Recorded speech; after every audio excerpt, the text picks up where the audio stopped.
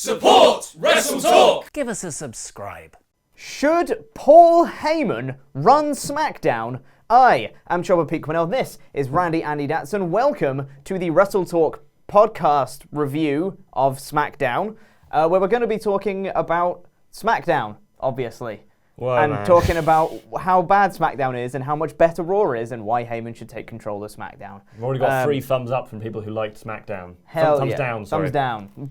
We're both doing well. But what you should do to counteract that, give us a thumbs up party. Make sure to give us a like and help the video reach other people. It actually really helps if you leave thumbs up, as we've discovered in this last 2 weeks.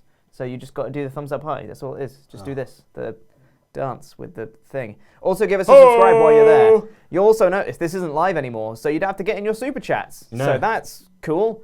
Anyway, let's talk about Paul Heyman. Because SmackDown has been really, really repetitive and really, really boring for about like a month and a half now, I want to say. I would say ever since I started doing these. Yes. I think they're doing it as an insult to me, as a little slight on my character. No, it's been incredibly dull and repetitive. You could have said what happened on this episode of SmackDown, and you would have been right for the last 8 episodes of SmackDown. Yeah, so there's obviously been a few changes in that, but the general template of the show is the same, because the feuds seemingly never end, ever. Shorty G and Sheamus are still going. King Corbin and Roman Reigns are still going, despite their feud finishing twice. Yeah, it's like it's literally like the Lord of the Rings ending. It's like you go, oh, it's the end. Oh, no, still going. Okay, that's the end. Oh, Frodo's going to... right, okay, and that's the end. Okay, it actually is the end. So I'm hoping that this actually is the end. And because I'm saying it is actually going to be the end, because you just predict... I mean, you're rubbish at predictions. I am rubbish at predictions. I reckon Super Showdown will be the last one, because then Reigns will start his feud with... The Fiend? The Fiend. Once, hopefully, The Fiend beats Goldberg. We'll talk about that later on in the show as well. So you've got those 2 feuds that are carrying on. You've got the New Day, Morrison and Miz feud, which admittedly is a relatively new thing, feud that's going on, which carried on this week. You've got, admittedly, the women's feud stopped at Royal Rumble, which was nice. Lacey Evans and Bayley. She's gone now. So they came up with a new #1 contender for this show, which is good. That's one thing that is different on this show. Otis and Mandy still going. Like rabbits. So you can generally plan out the entire template of a SmackDown. Go, this is going to be a segment with these 2 people in it. This is going to be a segment with these 2 people in it. The Usos and Rude and Ziggler are still feuding for some reason. Yes. So there's so many different parts of this show that feel like it's the same show every week. But then you contrast that with what's happening on Raw, and they have, especially since the Rumble, have just been killing it. They've been doing really good shows. Stuff with Buddy Murphy and Seth Rollins, Murphy and Seth Rollins now winning the tag team championships and their little stable, and the Monday Night Messiah, and you have the storyline with Edge coming back and Randy Orton putting him on the shelf, which was an amazing angle to do. Like, his heel turn, his promo the following week was amazing. All these awesome stories on Raw, and then you've got dog food on SmackDown. Yes. It's just such a contrast. I thought you were going to say something else there, Pete, and I have to say. Dog food. Yes. And the thing that comes out of the dog after it's had the food. That too. That's also last SmackDown. week looked like that. That's true. The thing that I've found is that they always say, right, Paul Heyman's got his 5 favourite guys, and he's going to push them. And that doesn't mean he's pushing them in the same feud. That means there are 5 possible feuds. He's got his fave 5. But then there are still other people Randy Orton's not his favourite, and Edge isn't his favourite, but they can still do their thing. But he's got Humberto Carrillo, who's kind of just fighting anyone who looks a bit like Andrade. You got Drew McIntyre, who won the Royal Rumble. Buddy Murphy. If you haven't seen, Buddy Murphy is now just called Murphy. Check out the news later. Murphy, who are the other 2? And Aleister Black, who's just winning a lot. And Ricochet. Who is facing Brock Lesnar. So, and you've got these 5 guys, and you're pushing all of them in separate things. I know Raw is an hour longer, so you've got more time to do this.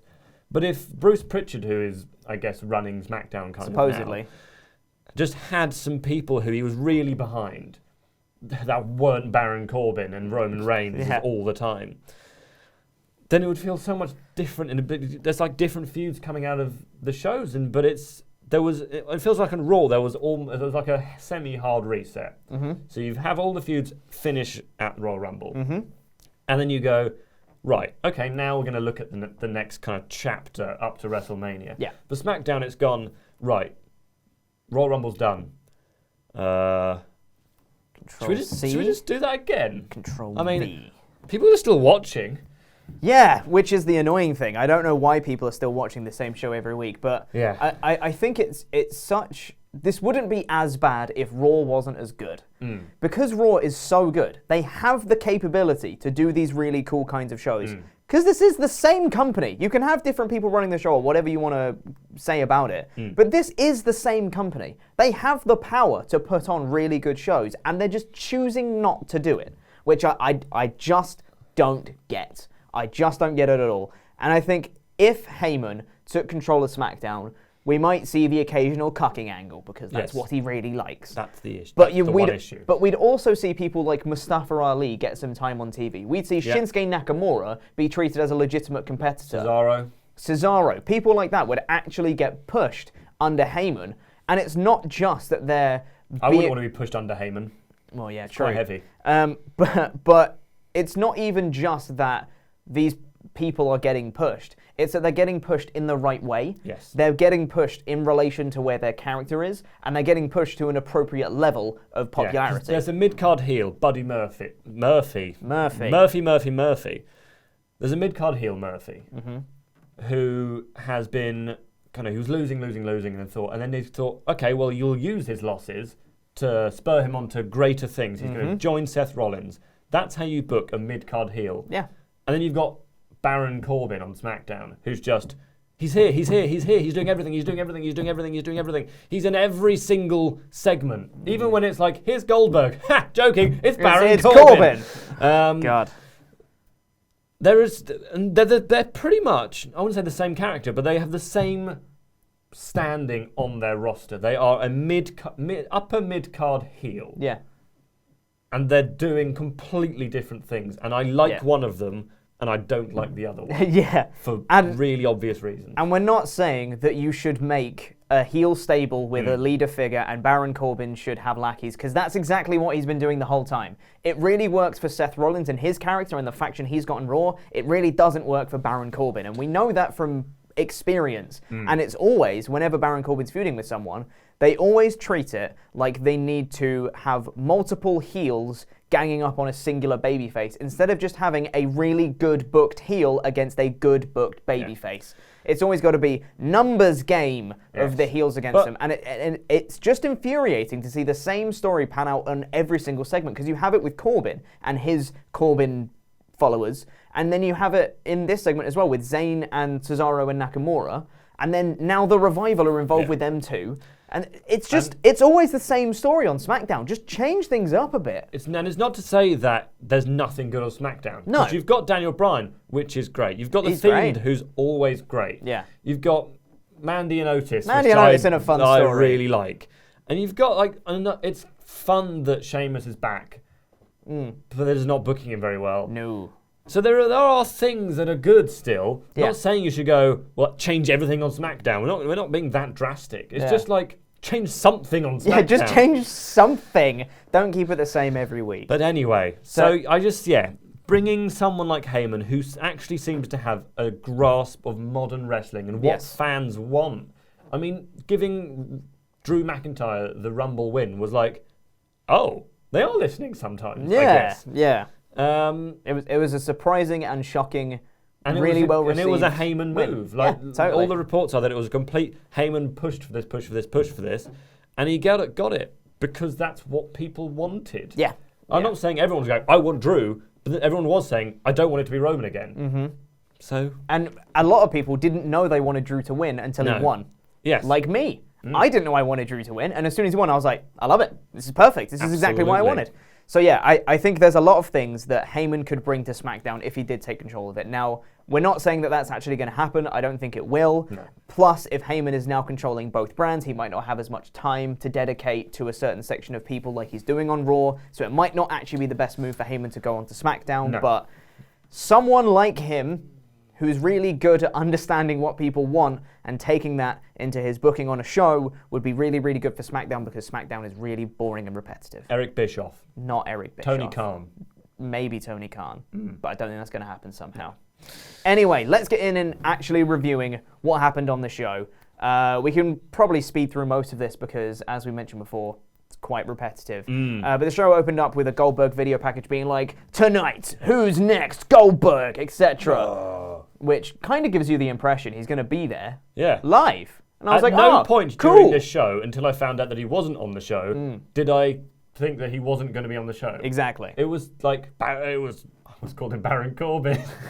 Goldberg's going to be on the show and he's going to tell you basically... who's next. Who's next. So I was thinking, right, cool. Well, that's our main event. He'll come out and go, "You're next," and then he'll go, and then that'll be it. Yeah, that's what he does. That was pretty much it. Yeah. But then the actual show opened up with the return of the Dirt Sheet with John Morrison and The Miz, which was cool.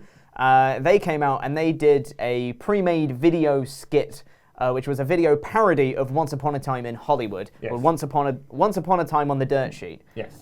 Which I thought was really funny. It was good. It was very good. Like I was at the start, I was like, and I went, "Oh, okay. Actually, this is quite good." But I almost couldn't concentrate because Mizdad is back. Mizdad is back. And he was so good. He's finally recovered from that Shane McMahon knee, which broke his ribs.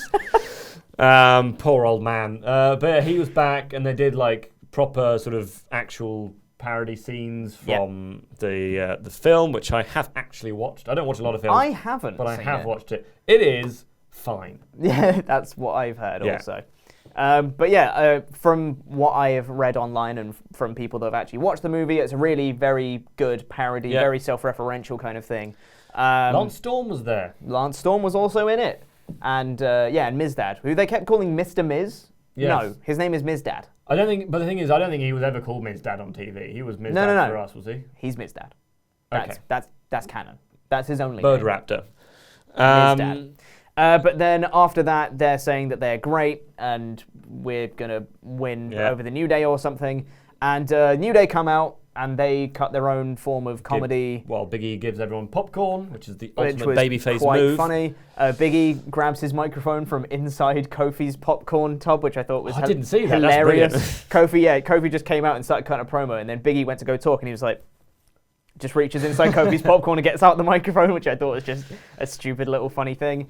But then this brings out the Usos, because Miz and Morrison were saying that they've beaten all the tag teams on SmackDown, and the Usos come out and they go, "Well, you haven't beaten us. And I thought, welcome to the Uso Penitentiary." I thought, like, great, Usos against Miz and Morrison. I was thinking, finally, the Usos are away from Ziggler and Rude. Rude and Ziggler, thank God. Little did I know, Pete. Rude and Ziggler came out straight away after. Yeah. And while their music was playing, Miz and Morrison attacked the New Day while they turned around to see who was coming on the ramp. And then the Usos get in the ring to try and save the New Day. And suddenly, Rude and Dolph are just kind of standing at ringside. Yeah. And then it's an ad break. And then when we come back, it's Rude and Ziggler versus... Michael Cole says, it's the Usos against Rude and Ziggler. I thought, that was... But that didn't set that up. Yeah, I know. It was really weirdly done. It would have been one of those things that would have been decided before the show, and we just didn't know that it had been probably booked before the show. Yes, totally. I think this does make sense, because what I think this is going to lead to is Miz and Morrison winning the tag titles off of Kofi and Big E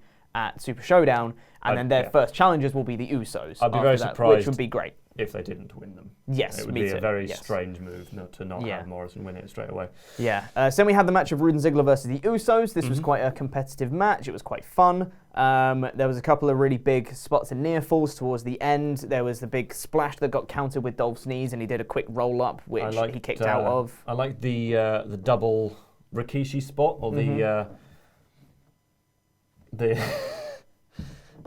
double. You can't do it. Double ass battery. That's bad. I wrote this one this morning. That's just bad. And I thought, that's really funny. I just kept laughing to myself. It's just bad. Double ass batteries. Those. Anyway, he kicked out of a zigzag as well, which was good. And then they managed to win with double super kick and a splash. So the Usos pick up the win. Robert Roode has taken every pin in this feud. Like, even when he wasn't on TV, I was half surprised he wasn't running in, just going, I'm unsuspended for like 10 seconds. Let me lie down. And then he takes the splash in all of these. Yeah. Alexa Bliss is backstage after that. Who's she with, Pete? She's with Nikki Cross. What is and Nikki Cross? Remember, you've got your match later, Alexa. It's going to be great and you better win it. Otherwise, you're not going to go to Super Showdown. Is exactly what she said. And Alexa's just saying she's going to win the match. Yeah, no, but she then says, she says like, oh, I've got to be, I'll be able to be twisted or something like that? Yeah, she says you don't become the first ever Raw and SmackDown Women's Champions, or first ever double Raw and SmackDown Women's Champion if you don't have something twisted up your sleeve or something. Yeah. Alexa Bliss, heel turn. Although I thought, can you turn heel if you are a heel like 3 weeks ago already? She's been face for a while now. Sort of. Yeah. But also, I think they just said that because their finish is called the Twisted Bliss. Probably. That's probably why they said it. And then after that, there was a video recap of Baron Corbin being covered in dog food. See, I wasn't here for week. this. Yeah. That didn't look like dog food. I've seen dog food in my life, and that looked like gravy. It looked like a chili. Yeah, gravy or a chili or something. It definitely wasn't dog food. Yeah. But then Corbin doesn't like the fact that they played that video package. No, not at all. He goes to the video production truck, and there just happens to be a camera following him doing this. As he marches into the production truck and he says, "Who played that video?" And the guy in the corner just puts his hand up and he goes, "Huh? You're just doing your job, huh?" And the guy's sitting there just not saying anything. He's like, "So you're just doing your job, huh?" And then he throws him down the stairs out of the production truck. Johnny Sins comes in for the save. Who is that guy? Because I keep seeing him and people keep mentioning him. Yeah, people kept correcting him. I don't know. But it's someone, that's for sure. A big bald man goes, "No, stop it, Baron." Baron goes, "All right." I thoroughly enjoyed this guy's selling of being thrown down the stairs, by the way. When he wasn't selling being in pain or anything, or knocked out or anything. He was just looking at him just like, why are you doing this? Stop it. Yeah. And that was his sell, which is great. It's not the last time on this show that someone is going to sell something in a really weird way. We'll come on to that later. Corbin walks off after that, which I thought it was fine. I liked the character of Corbin just being like, "Hey, screw you, video production man. Don't make me look bad." Yes. Which, again, would really lend itself to not continuing the Reigns feud. He should have a feud with that guy. Yeah, that would be fine. I'd be totally okay with that. Elias is in the ring next. He's doing a song. And Cesaro and Sami Zayn interrupt just as he's getting into it, and he said, "It's not nice when you get interrupted." And Elias is like, "Well, let's be real. In the last 2.5 years, it's a miracle if I don't get interrupted." Yes. But then Sami Zayn says, "Well, shut up. It's not good when you interrupt me like you did it last week. Here's Cesaro. You're gonna fight him. Here's Cesaro. Fight him. You're gonna pay." And Elias won. He did win, although there was a really stupid spot in this match. So. Elias gets thrown onto the ropes. Yes. And then the referee goes, "Oh no, Cesaro, you can't hit him now, he's on the ropes." Sami Zayn comes past and twats him on the face. And then I'm thinking, okay, Cesaro's going to take advantage of this. He just puts him in a chin lock, and I was like, that's not how you capitalise on your friend punching. I've never seen that before. Because normally that goes into a near fall or a finisher. Yeah. He's like, "Oh great, he's weakened." Now I can do my rest hold. I've got him. Yeah. I don't like the elbow drop as a finisher. Nor do I particularly. Especially when it's on Cesaro, who shouldn't be being pinned by an elbow drop. Correct. I much prefer the drift away. Yes, same. At least but that's Nikki Cross's finisher now. That is, and she'd be very cross if he stole it. But Cesaro is a very good wrestler, and there's some spots in this match, some amazing uppercuts, and that great suplex he does from the apron to the ring, which was awesome. Yeah, he's great, and but Elias won. Sammy bits when Elias got thrown out, he just kind of ran up to Elias going, He's great. He's all great, but unfortunately, it's not going anywhere. And then they show Goldberg is getting ready for his appearance on SmackDown, except what's that? He's getting mic'd up for an interview live by a satellite. Because he's at home. Where does he live? Like, how far would it have to be for Texas him or to? Something? Bill Goldberg is from where he's from, Oklahoma. Doesn't mean that's where he lives, though. No, it's not that far. He was born in Tulsa, Oklahoma. Who wasn't? Mean. But no, so he wasn't there, which was incredibly misleading. Totally. Because at no point in this week did it anywhere say via satellite. No. And I'm pretty across the news, and I think I would have spotted this if it had happened. Yeah. And yeah, it was just, right, okay. Yeah. So did they not have it a was budget? Really weird. Did he last minute? Was his son feeling poorly or something? No, but he wasn't there. It's really misleading to say Goldberg's going to be on SmackDown, guys, because I bet you that San Jose crowd were not happy about not seeing him. As soon as that happened, the viewership went, all right, screw that then, I'm not watching the end of the show. Yeah. I feel like there's going to be a big drop in the viewership as soon as people realise that he's, and sort of being mic'd up, and they were like, all right, so have you got anywhere in your house we can film? He went, yeah, between these two cars and in front of these weight machines, because I keep my weight machines next to my car. Next to the cars. So there you go. Yeah, but I think one of the most exciting things about seeing Goldberg, when someone says, "Oh, you're going to see Goldberg," and they shake, "Oh, I get to see the entrance. That's so cool," and they don't do it. The first thing you see of Goldberg is him sitting there going. I would have loved it if they'd done it in his own house. You just see him coming out like the bathroom or something. He just whacks his head on the door, and then they just, I don't know. He comes out and sort of stands there for a bit while someone's just got like a vape going. And he goes, kicks and punches. Anyway, I thought that was really misleading. I hated it. But then they said he was coming up next, but after an ad break, it's Baron Corbin instead. No, we had the XFL advert first. Oh, did we? Okay. And if you want to know more about the XFL, head over to our Instagram where you will find out who all us in the office are following in the XFL. We all drew teams yesterday. We all drew teams up the Roughnecks. Dallas? And Dallas Renegades. Is it? Houston Roughnecks. Houston Roughnecks. Whatever. Texas is Texas, isn't it? LA Wildcats for this boy. Meow. Rawr. So yeah, head out to WrestleTalk.official. WrestleTalk.official. Because the XFL starts today with a match. You know what else starts today? More importantly, the Overwatch League. Can't wait for it. Mm. Anyway, Corbin comes out instead of Goldberg, and he says a bunch of rubbish about the crowd having to bow down to him and listen to him because he's the king. And blah, blah, blah. It was really long and overdone. And he says he needs one more match with Roman Reigns. My next note after he says that is, for F's sake. Jesus Christ, stop feuding!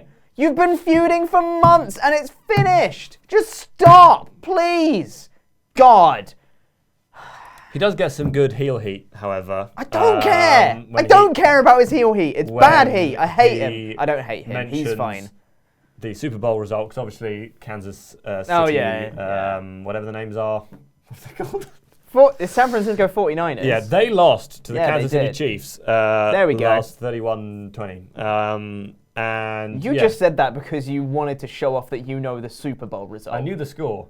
Up the football. So that was cool because that is something that people really care about, and you could tell that they care about that. And then he kind of walks over to a fan who's sort of shouting at him and pours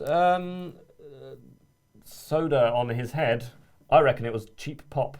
I reckon it was water. It was cheap pop. Water. Okay. Yeah, I got it, but I'm not doing it. And this guy Baron goes, Corbin. Oh, what are you doing, Baron? Who's definitely a real fan. Anyway, this brings out Reigns, and he beats up Corbin a little bit. Yeah. And then he Corbin says, runs away. Corbin, you coward, I'll give you one more match, but it's going to be inside a steel cage. Because that will stop interference entirely. Yes. Because you can't get into a steel cage. Hey, we said they should do a steel cage. In kayfabe, they should do a steel cage for the Royal Rumble. We did say that. So at least they're well doing done. something that makes sense. The steel cage, which you can't get into unless you ask the referee nicely, can I get out or in? So yeah, that's a steel cage match made for Super Showdown, which he's let that be the end of the feud.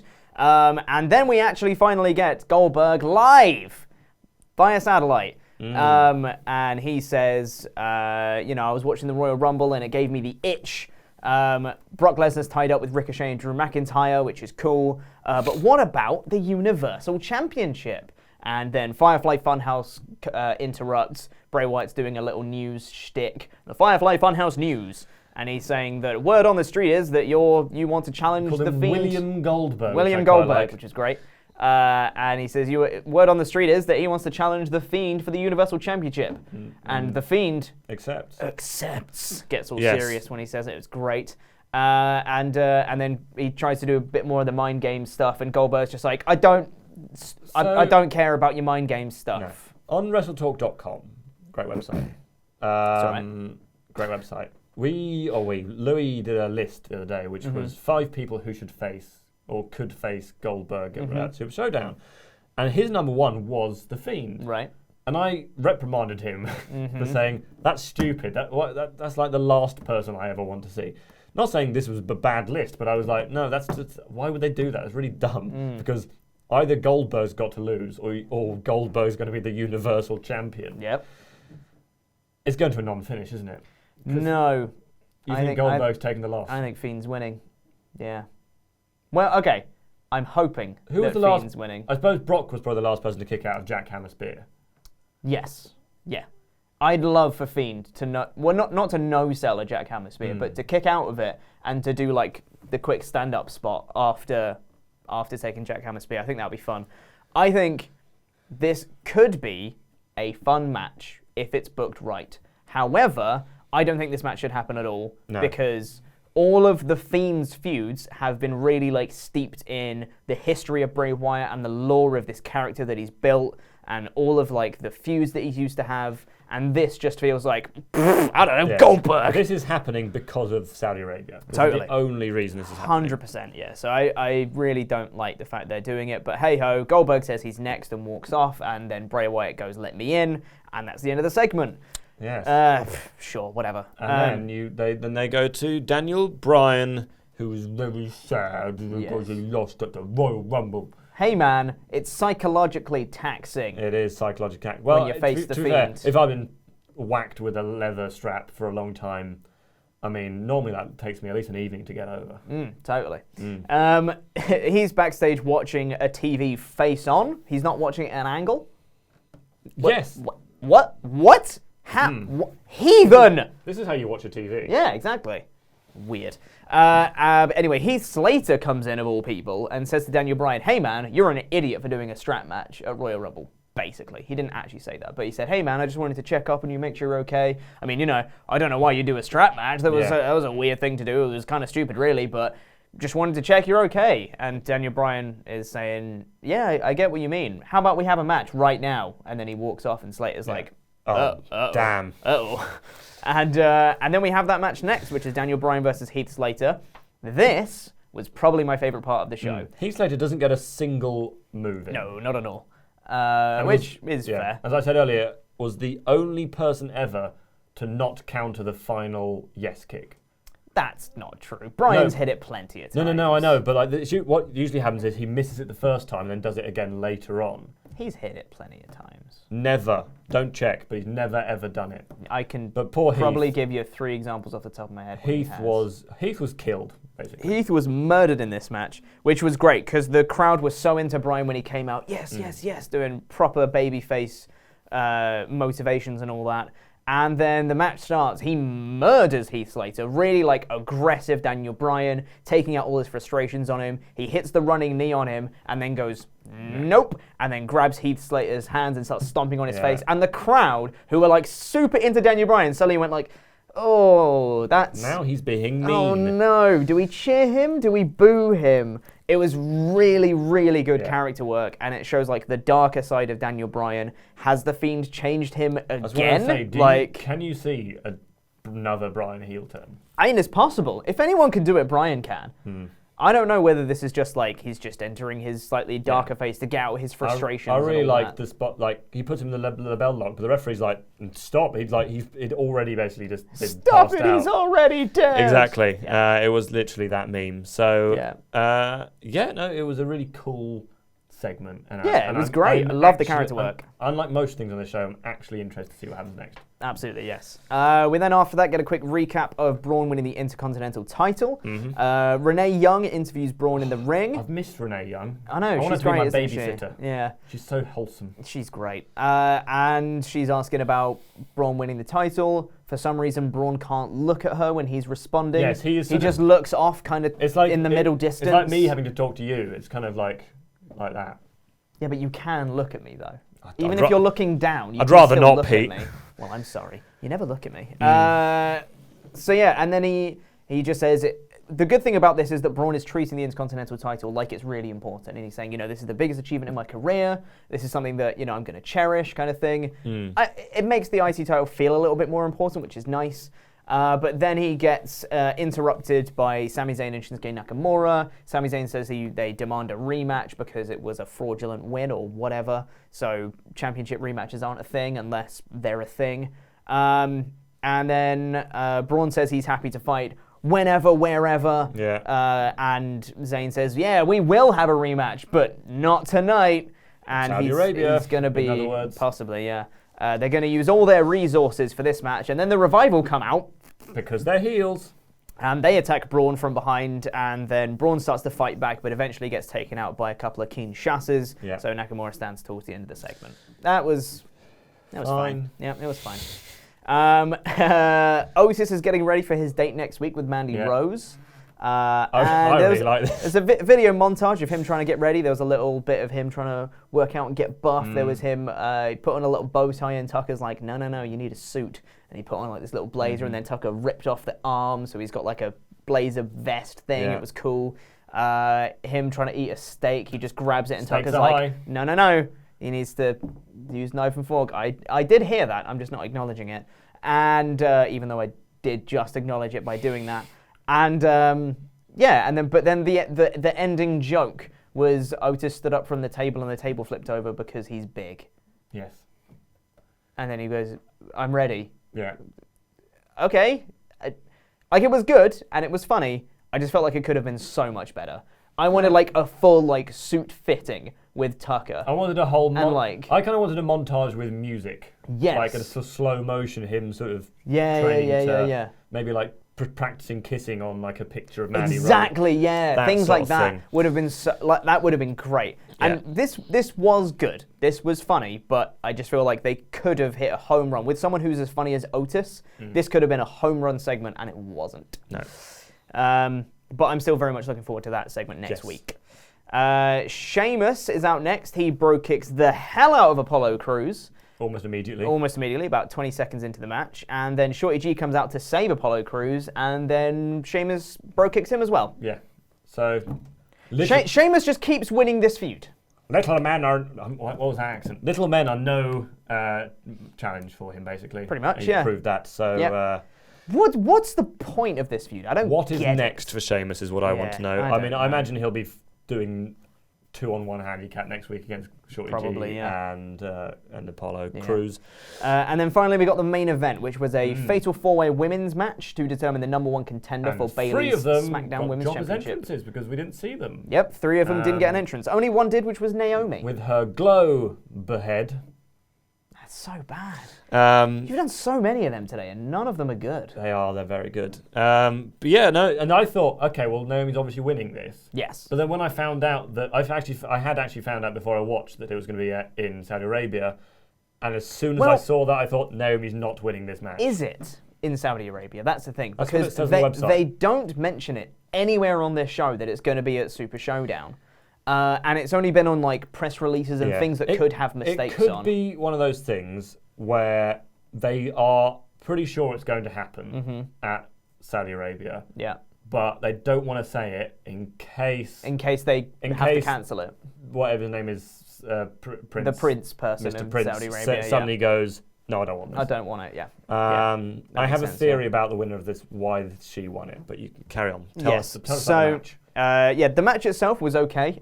Naomi was very dominant through the vast majority of it. It looked like kind of a star out of the 4 of them. I mean, that's because she is really... She kind of is the best wrestler by a long way out of those 4. That's true, yeah. Bayley was on the outside by the commentary table. She's getting the hometown hero welcome because it is a hometown of San Jose.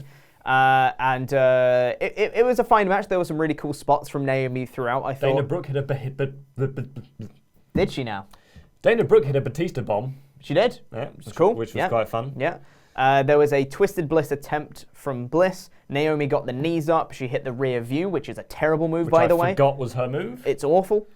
She hits a rear view onto Bliss. But then out of nowhere comes Carmella, hits 2 super kicks onto Naomi, and then just wins. She just pins Naomi and wins, which was surprising. And you know what? I've seen a lot of people be like, why wouldn't you give Naomi the win? And they're very confused because Naomi had the face-to-face with Bayley last week, and she's just returned at the Royal Rumble. It's a great time for her to win and capitalize on that momentum. I don't mind Carmella winning because... You can delay the Naomi feud. You can delay the Naomi feud. They're still building her as a star. She was very dominant in the match, and it looks like they're going to use her at either Elimination Chamber or WrestleMania. And I think that it's good to have surprising results.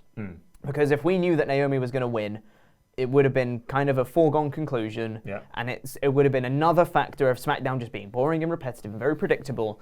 But this actually surprised me, which is what we want to see from SmackDown. You want to have like surprising winners. It was like when you had the triple threat on Raw with Ricochet and Bobby Lashley and the other one that was in it. Oh, I've forgotten now. Seth. Yeah, to face Lesnar, and then Ricochet won it, which was great. It's a surprising result that you kind of go, oh, that's cool. I felt the same about this. Yes. I thought, Carmella winning is fine. My theory, right, is that the Saudi Prince was been told, right, we've got to do a women's match again. Here's the champion. She's going to be having the match, and here are 4 women who could face. And he goes, no. And then he gets sent a picture of Carmella wearing literally money on her thing, and he's going, well, obviously her. She's covered in money. And then he sees a clip of her going, like Mella is money, and he's like, well, yeah, I want that one. She's money. We can just pay Vince with her. We can just go, thank you, here you go again. So yeah, I reckon that's what happened. Immediately after Carmella wins, Bayley runs into the ring, delivers a headlock driver. Yeah, all the while, Carmella looks thrilled, by the way. Even when she's in this move, she's going, I've won the match. I've had a match and I won it. Which was funny. But then after it, this was the second weird sell of the night.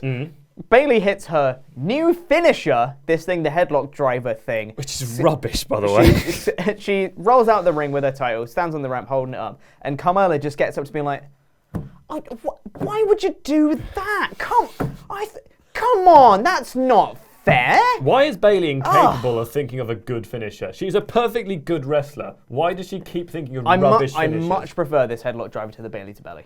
Much prefer it. It's much better. I don't know. I prefer... What other moves does she do? The elbow drop? Yeah, I'd almost prefer the elbow drop. Headlock driver's better. But they still haven't given it a name. She's been using it for like 3 months. Still hasn't got a name yet. Anyway, it was weird. But Carmella versus Bayley possibly happening at Super Showdown. Yes. Overall for this show, I thought it was pretty boring. 2 out of 5. It was nice to not have Corbin and Reigns open or close the show.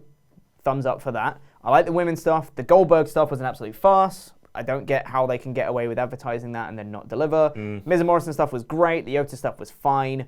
But no feuds can ever end, and it's getting really boring and repetitive. Come on, SmackDown, you can do better than that. Yeah, 2 out of 5, SmackDowner for me.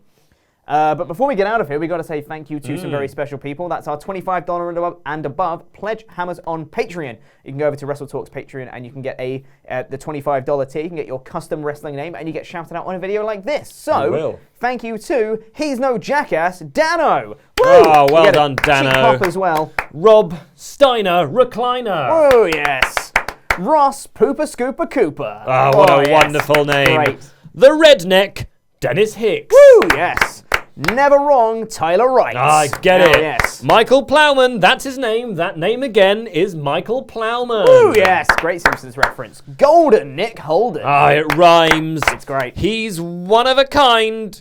Ket. K-E-T. Ket. The man who wears the gold, the man recognized by SWAF Nation International as the 24/7 champion, our legend. Well read, Pete. Thank you. Spoke in class today, apparently it's a Pearl Jam reference, Jeremy Smith. Oh, yes. Pearl Jam. ... Dive. Dylan Cachetta. And lastly, pick him up, Loot Sponge. Woo, yes, pick him I up. always want to pick up my Loot Sponge. Thank you very much for all your support on Patreon, all of you, and thank you for watching. Please press the videos. Please press the videos that have just appeared on the desk to catch up with the latest awesome WrestleTalk things, and this button right here that'll make you a pledge hammer on Patreon. I've been Chubba Pete Quinnell, this has been Randy Andy Datson, and that was SmackDown.